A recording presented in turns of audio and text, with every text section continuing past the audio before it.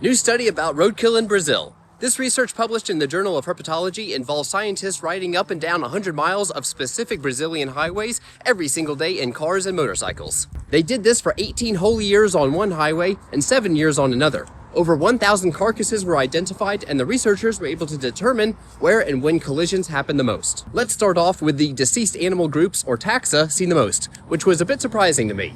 The most common groups were snakes on both highways, and the most common species were neotropical rattlesnakes and forest flame snakes, while tegu lizards were the most common dead lizard on both highways. The researchers also saw hot spots along the highways for car strikes. These were usually closer to remnant forests and also on highway stretches with medium to high speed limits. Mortality of animals was also highest during rainy summer months, when reptiles and amphibians have higher activity levels typically associated with reproductive behavior. With this knowledge, the scientists hope to better find ways to mitigate roadkill by advocating for animal underpasses and directional fencing. Hope you enjoyed this video and keep your eyes on the road so you don't contribute to the roadkill. Alright, here's some neat wildlife news about gray wolves that comes from an island in Michigan's Lake Superior. The island is called Isle Royale National Park, and there have been some interesting outcomes after 19 wolves were released onto the island in 2018 after the wolf population had dwindled down to only 2 closely related individuals. That's a no bueno situation. The researchers specifically looked into the diet and foraging changes in 2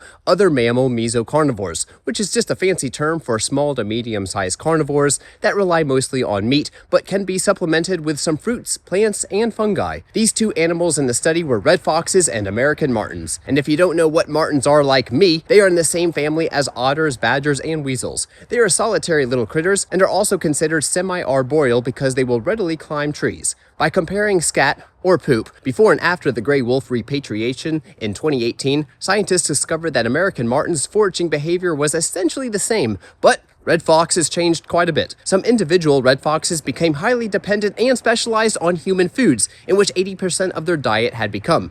Other red foxes had shifted more towards a scavenging lifestyle, usually eating the carrion of moose and beaver. The wolf introduction had increased the dietary overlap of both foxes and martens, showing how wolf interactions can restructure the diets of other carnivores as well. I hope you enjoyed this carnivorous story.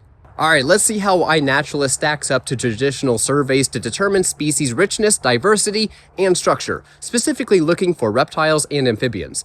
Researchers compared 71 locations across the United States that had at least 40 observations on iNaturalist and herpetology-focused field surveys done at some point as well.